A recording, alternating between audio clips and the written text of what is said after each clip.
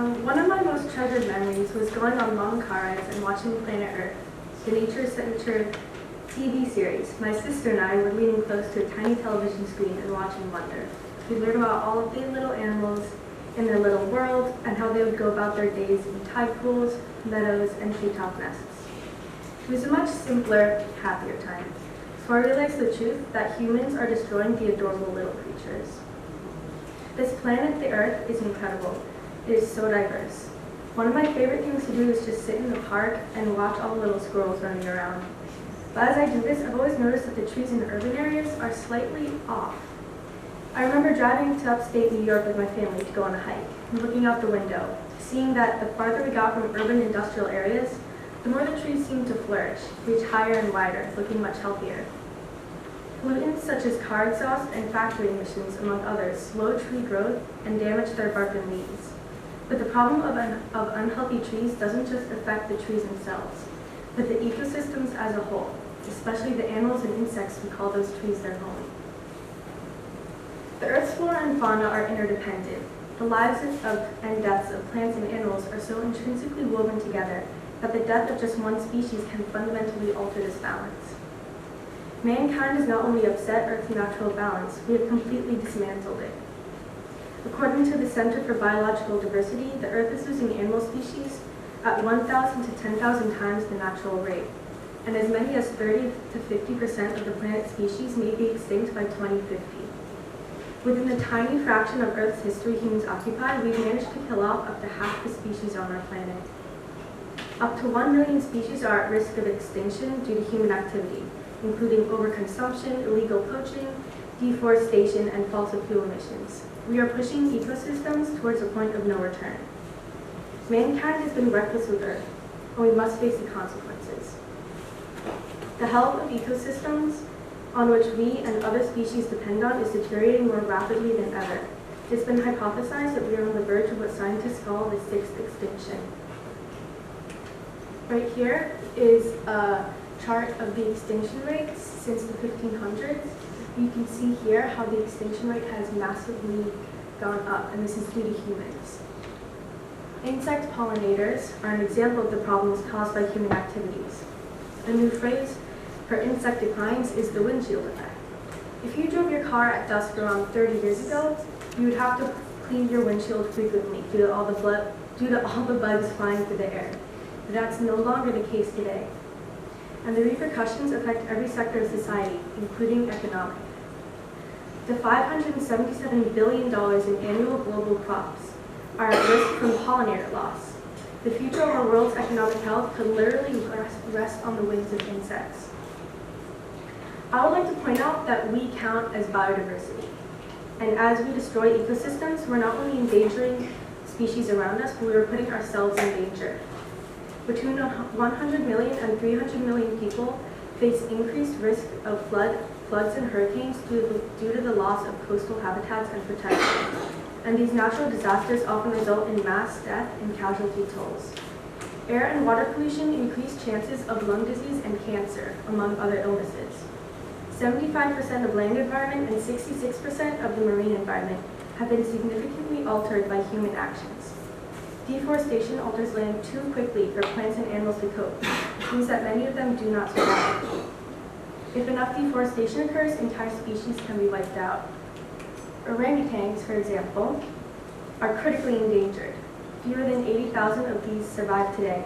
Their habitats are under constant threat of deforestation to make edited products such as Nutella, popular brands of laundry detergent, and potato chips, and others.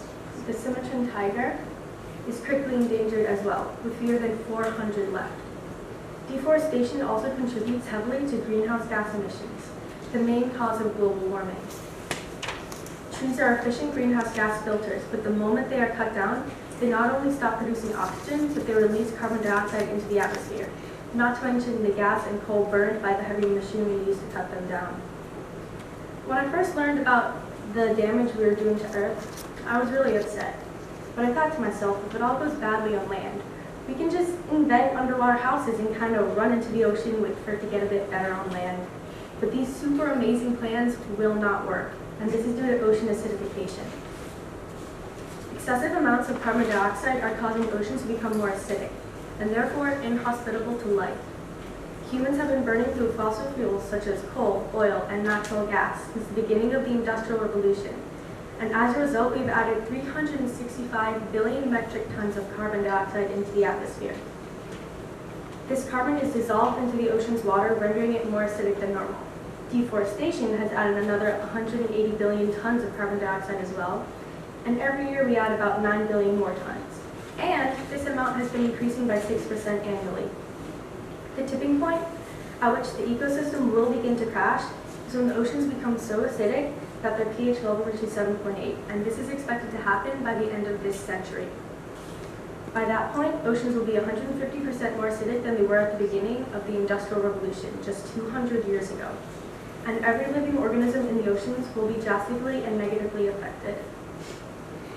Although some species will survive and hopefully adapt to the rising pH levels, many important organisms will be lost, such as single-celled phytoplankton, the base of many marine food chains. Their loss will affect every predator that feeds off of them, including many species of fish and shellfish. Among other things, it will promote the growth of toxic algae, which further harms species such as whale sharks, manatees, and sea turtles. Ocean acidification will prevent the growth of many calcifiers, as the carbonic acid is corrosive.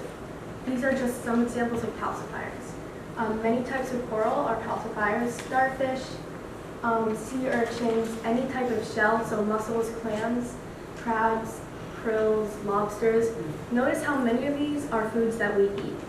So we're also taking our food sources. In the pH 7.8 zone, 3/4 of calcifiers will be gone. You can see here what the carbonic acid will do to calcifiers. Day 45 is just like their shells are completely eroded. Examples like this of species dying off are everywhere. No ecosystem or species is left unaffected, and we need to change our ways immediately. Many people around the world are putting their heads together, creating inventions and raising awareness to preserve what we have left. On a small scale, our own school is going to be established as Hoboken's first monarch wave station. This means that we will be raising and releasing monarch butterflies, and we'll be adding to the effort of nurturing the butterflies back to a larger population. Although individual efforts such as this, or riding a bike instead of driving, or recycling, are effective, they are minuscule in comparison to the environmental issues we're facing. Conservation needs to be happening on a much larger scale. It's not that we as individuals need to avoid using plastic. Instead, companies shouldn't even begin to produce or use plastics that do not biodegrade or decompose. While small efforts such as using reusable bags and buying sustainable products are important, large corporations that exploit the planet for profit must be stopped. Although rehabilitating the monarch butterfly population is important, conserving their environment is a much better long-term solution. We need to come together as a community to encourage stricter policies for the emissions of greenhouse gases, the usage of plastics, and anything that harms the environment. This way we will not have to put the resources and energy into saving something when we are destroying it at the same time. Large-scale efforts may seem daunting, but there are several examples where widespread eco-friendly policies have shown promising results. Since 1978, California has set energy efficiency standards for new homes and commercial buildings. If these stricter standards were adopted nationally, emissions from heating and cooling would decline. The United States or all countries should require utilities to produce all their electricity from zero-carbon sources like wind, solar, or nuclear. When I was writing this TED Talk, I wanted to inform you all of what was happening environmentally, and I wanted to end it on a happy note. I did a lot of research hoping to find a solution or an example of drastic positive action. But I cannot end on that happy note because I barely found anything. We need to change that. Why do we continue to make poor choices that will create a negative effect for future generations of biodiversity? We need to get this planet and its ecosystems back on track, and we need to do it now. Thank you.